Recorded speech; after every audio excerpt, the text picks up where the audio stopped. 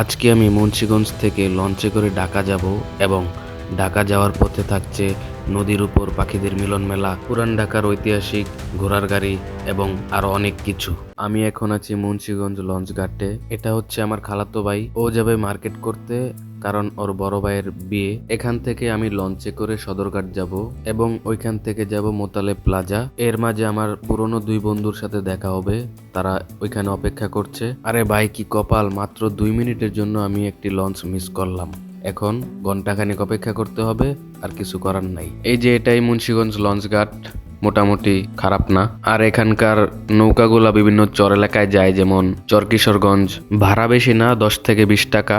আর আমাদের লঞ্চ আস্তে আস্তে আমরা চা খেয়ে নেই। আর বলে রাখা ভালো যে এই ঘাটের চা কিন্তু অনেক ভালো হয়, আমি এখানে আসলেই খাই, আর আপনারা আসলে খেতে পারেন, ভালো লাগবে। চা খেতে খেতে আমাদের লঞ্চও চলে আসলো, এখন আমরা লঞ্চে উঠবো। আর এই লঞ্চটা কিন্তু মোটামুটি বড়ই আছে। আর এটা হচ্ছে লঞ্চের নিচতলার অবস্থা। আর আমরা এখন চলে যাব ছাদের উপরে। ওয়াও গাইস ওয়াও, ছাদের উপর আসার পর আমার কাছে মনে হচ্ছে দীর্ঘক্ষণ অপেক্ষা করাটা সফল হয়েছে। যেমন মনোমুগ্ধকর প্রাকৃতিক পরিবেশ এবং এর পাশাপাশি ছাদের মধ্যে অনেকটা পার্কের মতো ব্যবস্থা করে রাখা হয়েছে। ছোটখাটো লঞ্চ হিসেবে অনেক সুন্দর। এর চাইতে আরো সুন্দর ও বড় লঞ্চ আছে, যেগুলা বরিশাল্লা এবং ওই যে চাঁদপুরা লঞ্চ গুলা আছে না, ওইগুলা অনেক বড় বড় হয় এবং ছাদের ভিউ অসাধারণ হয়। আর এখন আমাদের ঢাকায় পৌঁছাতে সময় লাগবে 1 ঘন্টা 30 থেকে 1 ঘন্টা 45 মিনিটের মতো। আর ভাড়া হচ্ছে মাত্র 70 টাকা। আমরা সবসময় বাসে চলাচল করি, তবে এখন বাসের যেই হাল, যে জ্যাম লাগে, এর চাইতে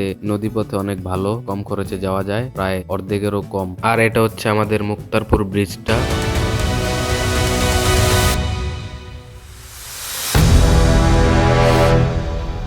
গাইস আমি এখন চানাচুর খাবো, কেননা বাস, ট্রেন, লঞ্চ এই যানবাহনগুলোতে বোট, মুড়ি, চানাচুর এগুলো অনেক মজা হয়ে থাকে। তাছাড়া আমার এই লঞ্চের মধ্যে সবচেয়ে ভালো লেগেছে এই জায়গাটি দেখে, তারা লঞ্চের মধ্যেই নামাজের স্থান রেখেছে, যেটা আমার কাছে অনেক ভালো লেগেছে। এর জন্য লঞ্চ কর্তৃপক্ষকে অনেক অনেক ধন্যবাদ জানাই। গাইস এরপর চোখের সামনে চলে আসলো এক মনোমুগ্ধকর দৃশ্য, যেটা দেখার জন্য আমরা কেউই প্রস্তুত ছিলাম না। যাকে যাকে পাখি নদীর উপর বসেছিল, লঞ্চ আসার পরপরই তারা উড়ে চলে গেল। কি মনোমুগ্ধকর দৃশ্য!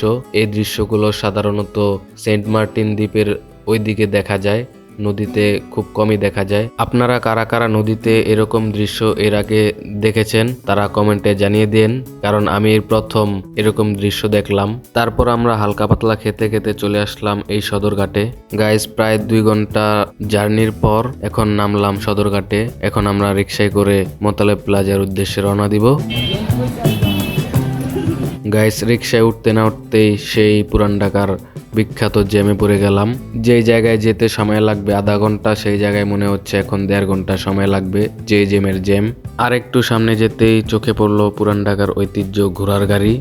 এখন তো ঘোড়ার গাড়ি দেখাই যায় না। আর একটু যেতে যেতেই চলে আসলাম ঢাকা বিশ্ববিদ্যালয়ের এরিয়ার সামনে। এই যে দেখছেন, এটা হচ্ছে ঢাকা বিশ্ববিদ্যালয়। এই ঢাকা বিশ্ববিদ্যালয়ের এরিয়াটা আমার কাছে অনেক ভালো লাগে, কারণ এই এলাকাটা পুরো গাছপালায় ভরপুর। গাইস অবশেষে চলে আসলাম মোতালেব প্লাজাতে। এখানে আমার মোবাইলটার একটু কাজ করাবো। মোবাইলের কাজ শেষে এখন বন্ধুদের সাথে দেখা করলাম। তাদের সাথে আমার প্রায় 5 মাস পরে দেখা হলো, কারণ 5 মাস ধরে আমি ঢাকা থেকে গ্রামে চলে আসছি। গাইস তারপর কিছুক্ষণ ঘোরাফেরা করার পর বন্ধু দুইজনকে বিদায় দিয়ে আমরাও বাড়ির দিকে রওনা দিলাম। ওই দিন বাড়ি ফিরতে ফিরতে আমাদের রাত হয়ে যায়, যে কারণে রাস্তার দেখেন কি অবস্থা। একই তো গ্রামের রাস্তা, তারপরে আবার ঘন কুয়াশার কারণে রাস্তার মধ্যে কিছু দেখা যাচ্ছে না, সামনের গাড়িটাকে পর্যন্ত দেখা যাচ্ছে না। যাই হোক গাইস, ফাইনালি আমরা বাড়ির মোচরে চলে আসলাম। সো গাইস আজকের ভিডিওটি এই পর্যন্তই ছিল।